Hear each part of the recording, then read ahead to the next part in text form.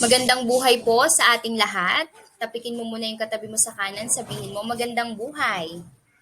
Yung katabi mo naman sa kaliwa, sabihin mo sa kanya, I'm glad you're here.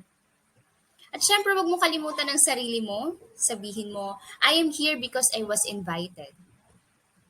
A simple reminder to everyone na kaya ka nandito, nakakapagpuri sa Diyos, nakakapakinig at nakakapag-aral ng kanyang salita, ay dahil may isang tao na nag-imbita sa iyo. You were commissioned. And that is part of the greatest mission commanded by Jesus 2,000 years ago and the universal challenge accepted by the 11 disciples. Let me read in Matthew 28:16-20. Then the 11 disciples went to Galilee, to the mountain where Jesus had told them to go. When they saw him, they worshipped him, but some doubted. Then Jesus came to them and said, all authority in heaven and on earth has been given to me. Therefore go and make disciples of all nations, baptizing them in the name of the Father and of the Son and the Holy Spirit, and teaching them to obey everything I have commanded you. And surely I am with you always to the very end of the age. May God be magnified for the reading of His Word. So, how do we make disciples? The answers? We go, we commit, we teach. Point number 1. Sabi dyan, therefore go and make disciples of all nations. This is a commandment from a supreme being who raised from the dead. Sabi niya doon sa Matthew 28:6, He has risen. Diba? Who conquered death and proved His word, power, and authority. Makikita natin sa verse 18, sabi dyan, all authority in heaven and on earth has been given to me. Okay? Therefore, you go. You move, we reach out. We are all mandated to go. When I was in networking, I was told that in order for me to get rich in RICH, I must reach out first. REACH. So reach in, reach out.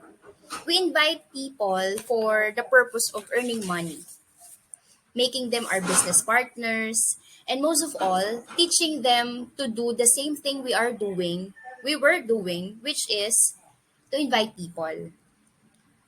The more people we get, the more money comes in our paycheck. And who mandated it? The CEO, who has all the authority to command us and therefore rewards us when people comes in.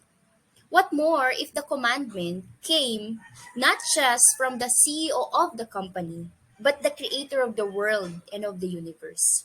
Huwag tayong papayag na mas maliligalig pa ang mga networkers in the marketplace to invite people na mas agresibo pa, yung mga DDS, kakamping, BBM supporters and the like, to convince people to join the rally.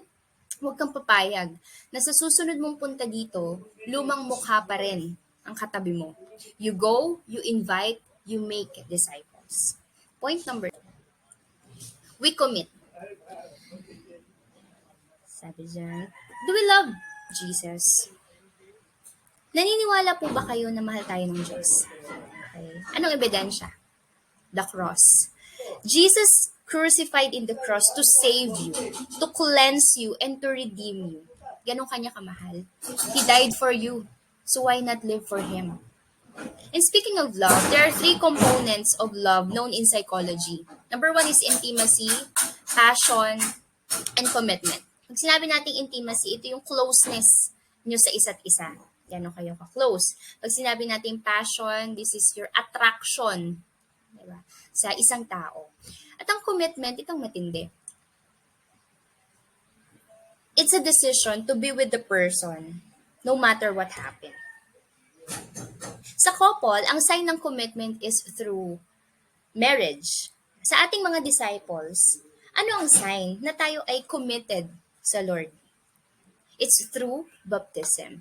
Baptism indicates both coming into covenant relationship with God and pledging submission to His Lordship. At kapag committed ka, mawala man ang feelings, you will stay. Why? Because it is no longer the emotion who controls you, but the mindful decision to do it. Ito yung konsepto ng pagiging isang Kristiyano na nahirapan akong maunawaan. Bakit nga naman kasi kailangan pang magpabaptize? Tinanggap ko naman na si Kristo sa aking puso. Huh? Well, it is part of God's commandment to make disciples. And even Christ himself was baptized. And if we really are a true follower of Jesus, we have to make a public declaration as Jesus did. Tanong mo sa katabi mo, baptized ka na ba? Number 3, we teach. You cannot give what you do not have. Sabi ni Edwin Cole, obedience is an act of faith, and disobedience is the result of disbelief. You obey the word from the Bible because you believe God, and you know that everything written in it is God's breath. Once you learn obedience, you are commanded to teach it also to others. Hindi mo kailangan ng degree. Hindi requirement sa magaling kang magsalita o nagtapos ka ng Bachelor of Education for you to teach. Because it's not about you. It's about who sent you. And I remember one of the stories na tumatak sa mind ko about obedience. One time there was a father who came in the middle of the forest with his son. Sabi ng tatay, stop!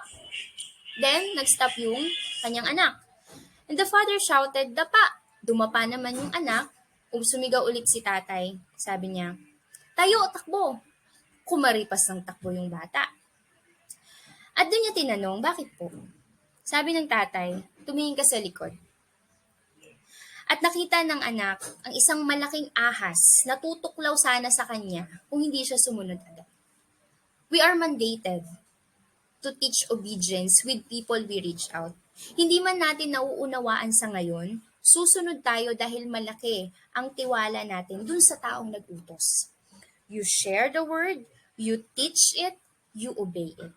And for our conclusion, we are mandated to go and make disciples by reaching out to people, to commit to God through baptism, and to teach obedience to our follower. Let us all move. Let's pray.